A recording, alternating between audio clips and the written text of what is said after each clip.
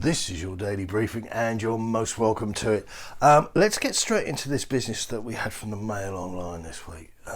Revealed how much each Premier League club can spend on transfers under financial fair play rules. Newcastle really have joined the Big Six. Everton are in trouble, but it's stingy Spurs who would be allowed to splash up to 400 million, and that comes with a exclamation mark at the end of the sentence.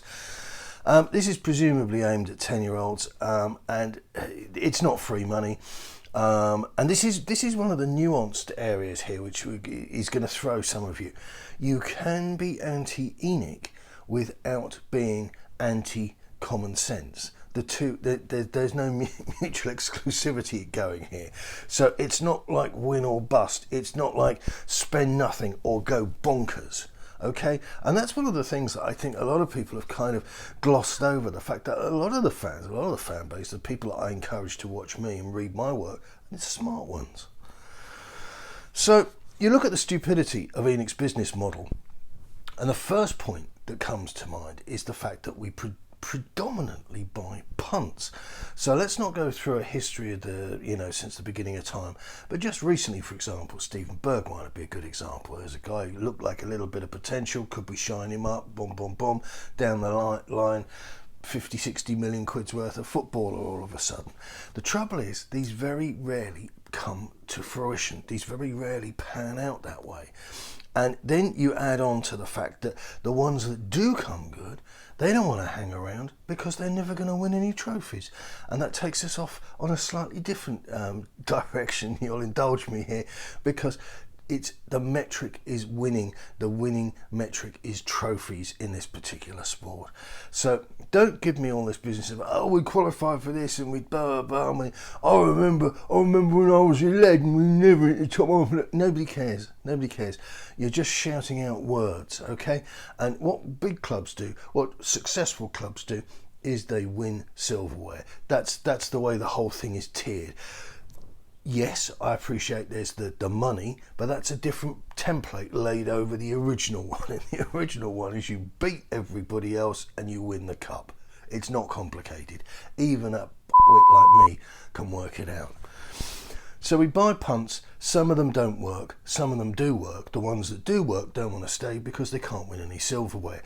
And never lose sight of this. It's really, really straightforward. It's like an almost sort of Roman legion thing. It's money and honour. That's all footballers want. They want tons of money.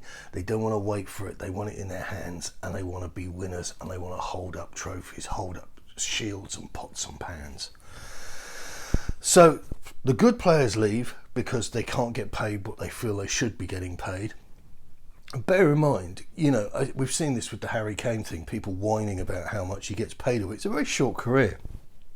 And if you disagree with footballers being paid that much, then unfortunately you're going to have to stop watching football, because the greater number of people that unsubscribe, it's like with veganism taking off. If there wasn't a demand, people go towards the demand, and where there is no demand, the market shrinks. Okay, I'm embarrassed I'm having to tell you this, but this is just for some people who just throw up the most extraordinary empty counter arguments. So the players that want trophies and money don't stay at Tottenham, and what happens next is the worst. It's the sum of all fears.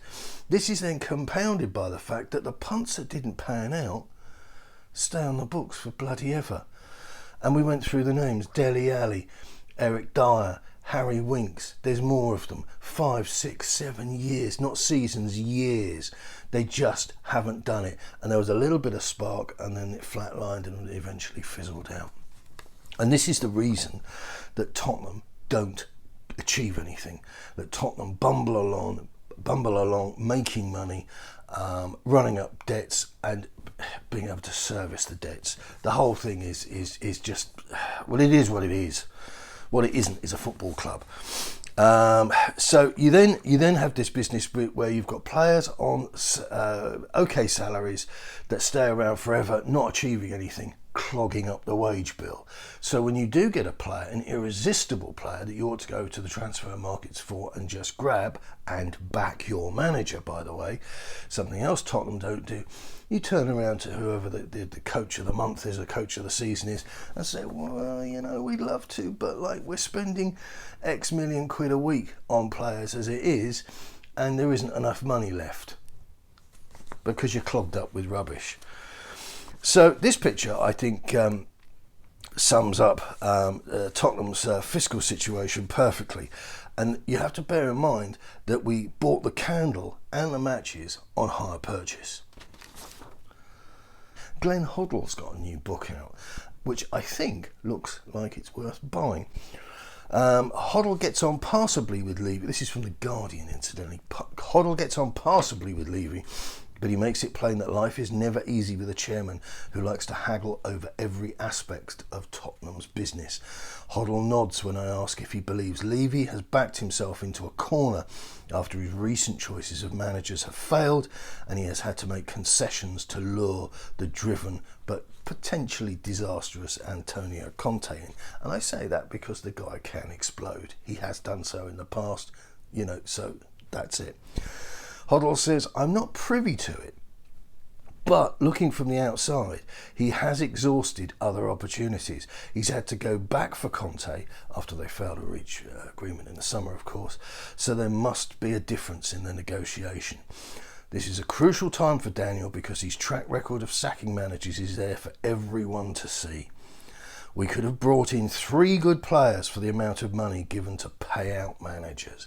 So you think of all the cash that's gone into paying off Poch, paying off Mourinho and paying off Nuno, and think what you could have done with that in the transfer markets. Absolutely disgraceful. Yet, there are still people out there, I promise you, who will tell you, look you square in the eye and tell you that Daniel Levy is a sage businessman.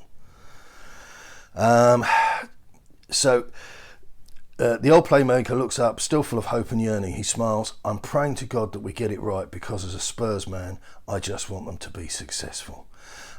He goes on, and I stunningly managed to omit this, but to name a few of the players that he wanted to get at Spurs and say that he wanted to build a side that could win the league and he wasn't supported by Levy or Lewis. Absolute tragedy, and this is in the last few decades. So you know, I'm not talking about a guy that was only familiar to some of you in black and white.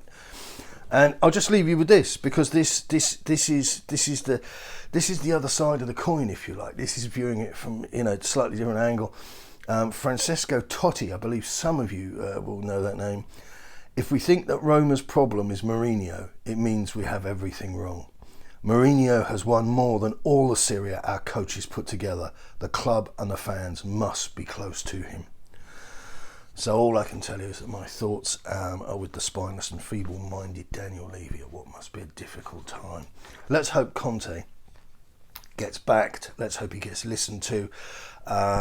There was a peculiar interview with him that I watched this morning, which was obviously staged for the cameras, and they do that thing that really bugs me, where they have the camera behind somebody who's talking, and then you get the nodding of the head that's out of sync. So Conte was listing his coaches and what have you that he was going to bring into the club, and you've got Daniel Levy going like this, obviously going ka-ching, ka-ching, ka-ching, that's another 30 grand, ka-ching, ka-ching, that's another 60 grand. But we've had all this before, and this guy needs to be backed. For those of you questioning where I've been in the sort of timeline of all these events, if you go to theboyhotspur.com, and virtually any blog, in fact I think most blogs published in the last year of Pochettino's tenure were completed with the line, back the damn manager. And that's what we need to do. It's not complicated. However, the evidence suggests that Tottenham have never done it and are very unlikely to. Good luck. Keep it Tottenham.